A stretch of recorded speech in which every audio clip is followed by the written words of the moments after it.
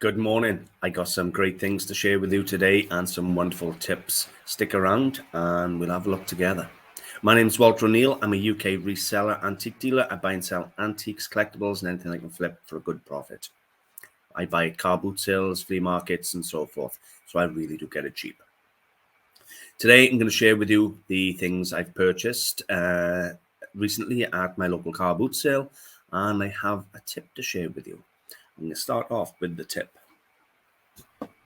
Now, I've been buying a lot of paperweights recently, so I decided I'm going to invest in some books. Now, I've just purchased this book by Colin and Debbie Mahoney and Gary and Marge McLean. Clanahan. Anyway, the book is normally £35 to £40. However, there's someone at the moment selling them by bulk on eBay for £10 each. So get on eBay, search it, all right, and there's the ISBN, and save yourself sort of 25, 30 quid. The book is actually spectacular. It's got pretty much every single Perthshire paperweight done in full color illustration, telling you all the PP numbers. And let me tell you what difference it makes.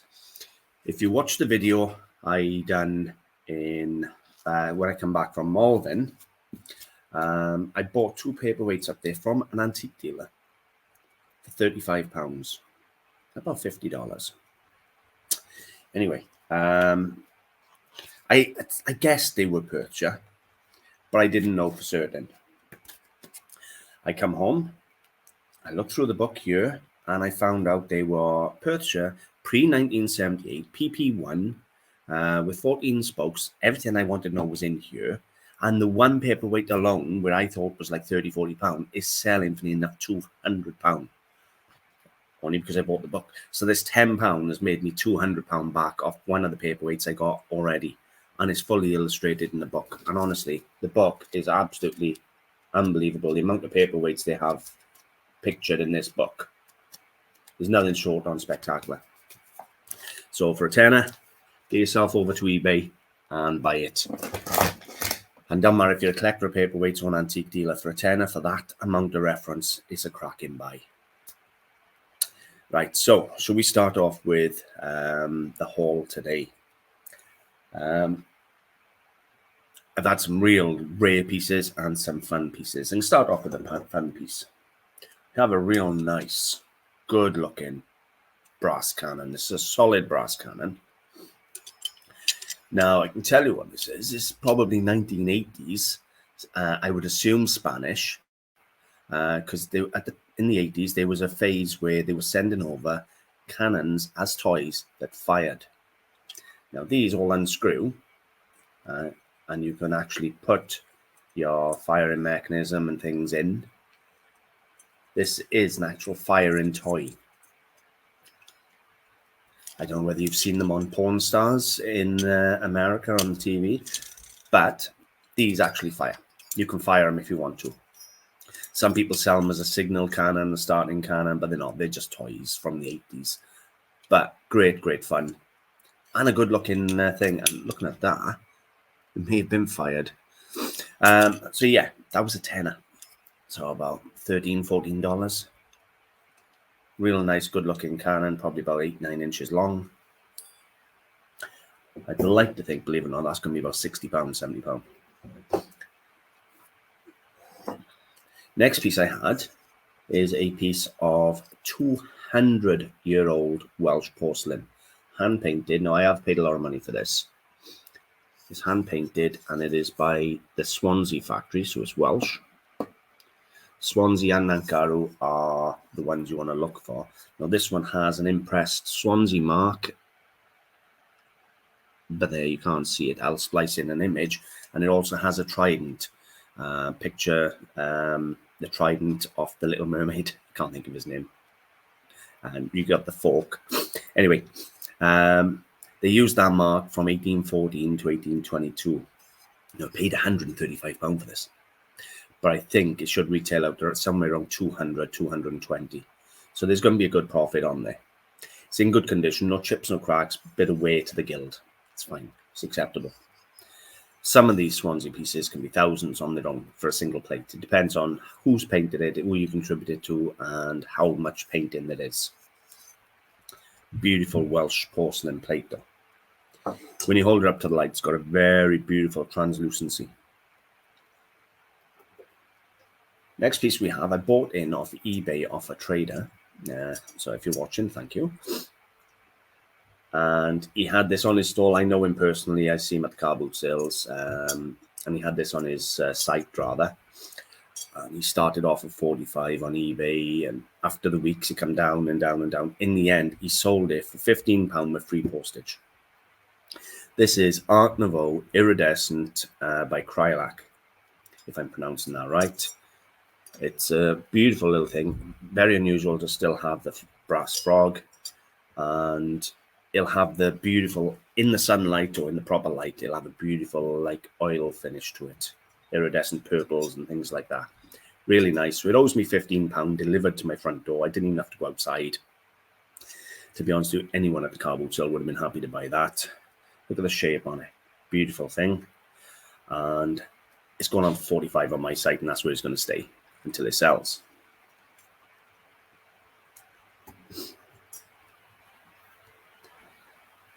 This is beautiful. This will give you a better example, I think, of the iridescent. Look at that iridescence on there. See that purple finish? That's all over it. And look at that. This one happens to be signed. Royal Briley Studio Glass. Beautiful black iridescent finish. Perfume atomizer or perfume bottle works. You literally unscrew the top. Pour in whatever perfume you like, and then you can dispense it at your leisure. Beautiful piece of iridescent glass. Nice to have it by Royal Briley Studio. Cost me $5, so about $7, $7.50. And believe it or not, I looked these up and they retail in around £25–30. So I'm over the moon with that.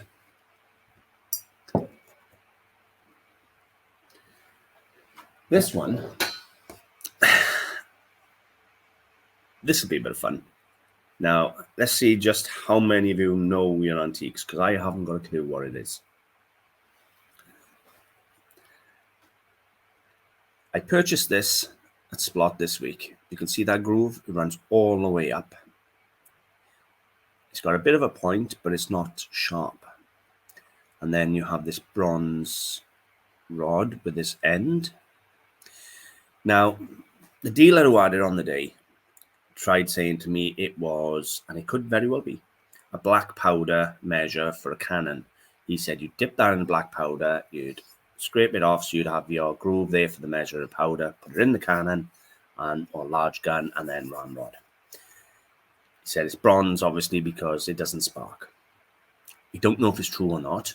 I've posted this up on Talking Antiques, and we've had a few chats about it, a few suggestions. So far, I've had, it could be a key, like a Chinese key. It could be a leg off a table. It could, which is unlikely. It could be a core sampler. Someone suggested it could be for sampling, but you hammer that into the ground, you'd think you'd want an iron one or steel or something like that. We've had probes for cheese or food, where you just hammer it in, turn it, and bring it out. But again, it's not sharp enough on the end. So none of us have figured out what it is. Now, I can tell you now, it's 18th or 19th century, looking at this bronze and the way, and it is proper bronze. I paid £20 for it. It's about $27. I don't even know what it is. Now, is that going to be a bit of fun or what?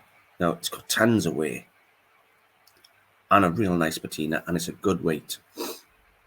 Oh, another one I had was, it was a poke axe. Now, a poke axe was where you'd put a wire on there. Apparently, you'd put it next to a pig's head, hammer it in, pull it out, it'd leave the wire inside, you turn the wire and it'd kill the pig. So a slaughter tool. I can't see that either, it's not sharp enough at the end. and they could have a lot smaller hole to do that job. So I don't know, but a bit of fun. Do you have any idea? Because I don't.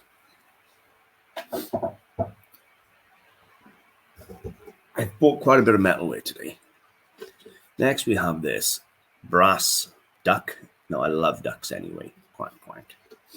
And this one, they were asking £22. I actually gave them £15. However, this is really unusual. It's not just a brass duck. The head turns, which then releases the back tail, feathers. Then there's a compartment in there that lifts up. And then you have all storage compartments in here. Now, I've looked and looked and looked online. I have found a few of these. They've been sold as incense burners. They've been sold as compartment ducks. Someone's sold them as a pastel burner, so you'd mix up your pastes and all other different scents and pastels and put them in there and burn them then. So I don't know. But a really unusual thing. It's not that old. It's probably last half of the 20th century somewhere. It's got a maker's mark on the base. I haven't looked it up yet. But for £15, it was a bit of fun. It's unusual. They liked it enough to put their name on it. So I'm going to have a bit of research on this one and find it. But a nice, unusual brass duck, compartment duck.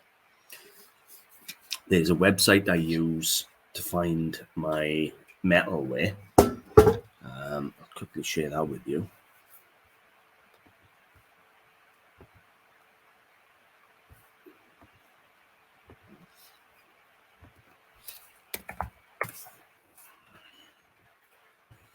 This is the website I use to find all my marks, like on that duck here, and I'll just pick something. So you just literally scroll down and it'll give you all the different makers' marks on brass and copper. So, and it covers pretty much, it'll cover most of the marks out there. Now, what I will have to do, because I don't know what it is, I'll have to start at A and work my way through every page until I find it. So I'll just sit here with a cup of tea, scrolling down, looking through the list, but I'll find it. But that's a cracking site. If you ever buy metalware or got metalware and it's got a mark on there and you don't know what it is, just go to that, oldcopper.org, and brilliant form of resources.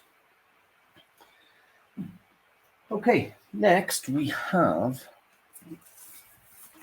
what is it now? A 350-year-old map. Now, this is known as a strip map, and it is from London to Weymouth, and it's an etching. But it is an etching from 1675 by John Ugubes, Britannia, first edition. Everything I wanted to know, but was very fortunate, was on the back.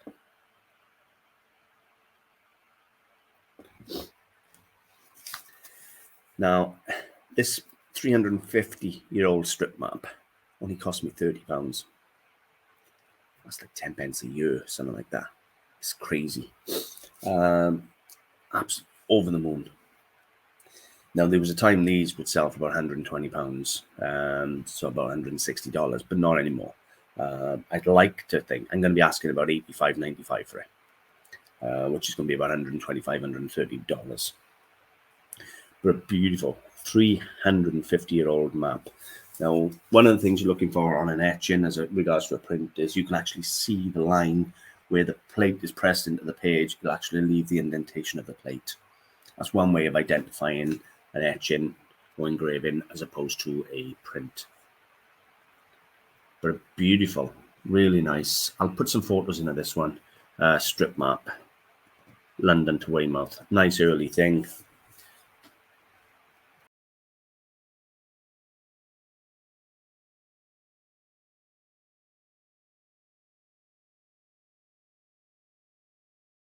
£350-year-old at the car boot sale for £30. Next, we have a real good looking trophy. And it is good looking. Now, it's got a bit of damage, and I'll show you that in a minute.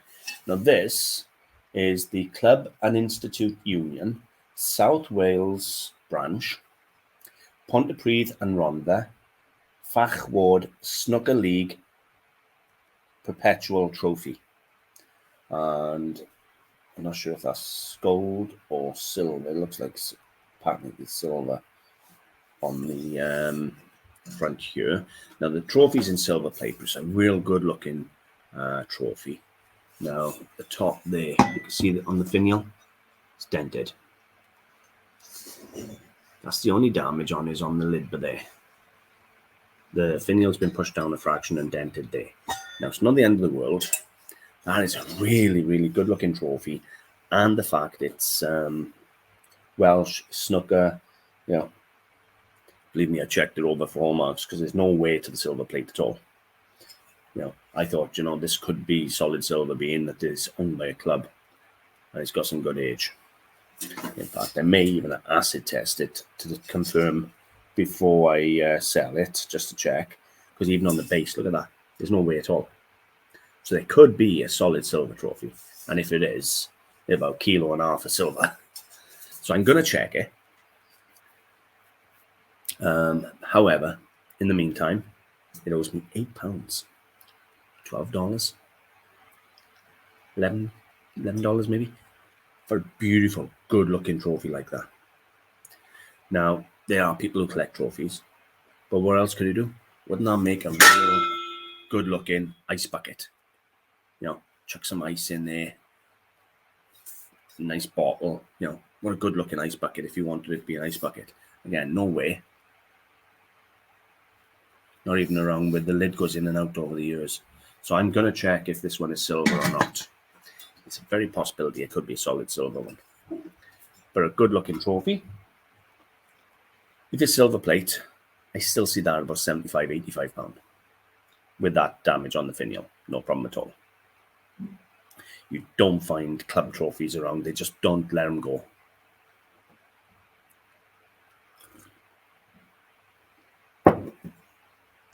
Okay.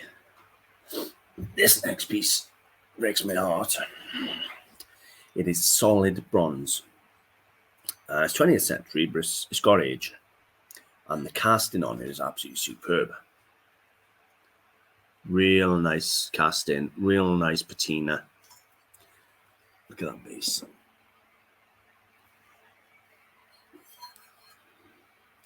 Now, why does it break my heart? Because originally it was a cherub. You can see there where the wings were, right there and there, and it's lost its wings. However, just as a figure, is that not a good-looking bronze figure?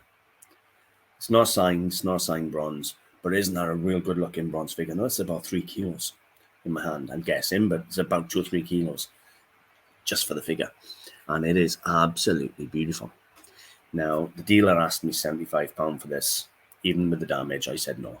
I said, I'll do 50 quid, which is about $70. That's what I'm comfortable with. I said, I'm going to ask 1.5. I said I could end up with a winner. But it's a real good-looking thing. Now, I've had these in the past with the wings, and I've sold them anyway, sort of 400 to 600 because of the quality of the casting and, well, all of it. They're just beautiful.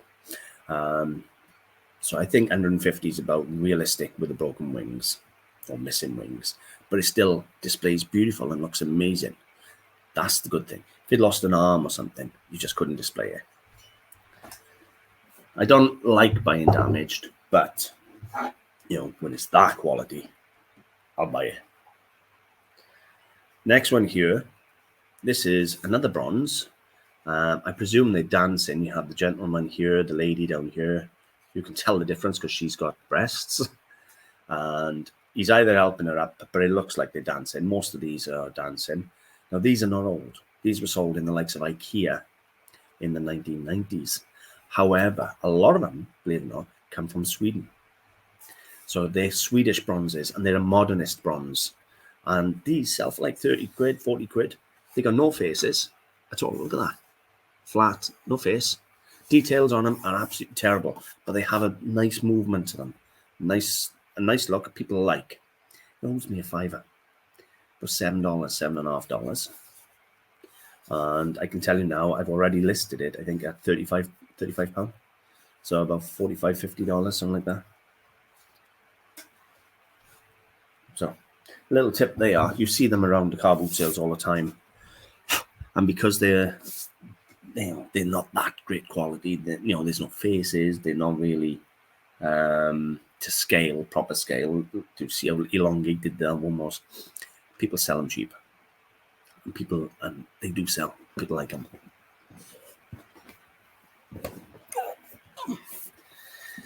This one I paid a little bit of money for, and after doing the research, they're all over the place. We have a die-cast Queen Elizabeth II Golden Jubilee, so 1952 to 2002, produced by Corgi. But what is it?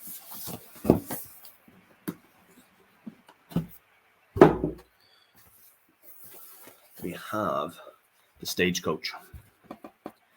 So we not only have the Stagecoach, right? I'm not kidding you. Have a look at this. They've never been out. It's never been put together. Every single piece is still sealed in this plastic. And if you lift this up, which I did to do the photographing, it's got the plinth and everything, which again is still sealed in all this plastic, and the limited edition certificates are inside. And this is a big, you can see it next to me, it's a big set. Anyway, I paid £30 for it, so about $40. And I've looked online, and they sell anywhere sort of from £40 to £200, depending on who's selling them, where they're selling them. But you ain't going to find a better condition one than this, period. Look at that. Never been out of his box, so it is brand new mint. Now, I see it at about £75, £80 to a collector, and that's where it's going to be pitched with me. Okay, so that's about all I wanted to share with you for today's video. Go and get that Perthshire book. It's a cracking book, honestly. It's already made me his money back. And I had a massive, massive bag of jewellery. That's full of jewellery. I had a jewellery day down in Splott. I think a few people have seen me buying the gold and the silver and that this last week or two. So all of a sudden, everyone's come in and gone, oh, I got gold, I got silver here.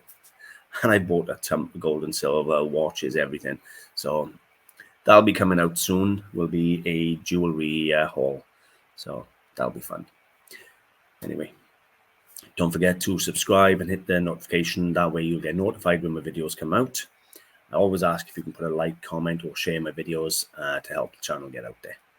Thank you very much, and I will see you soon. Take care. Bye for now.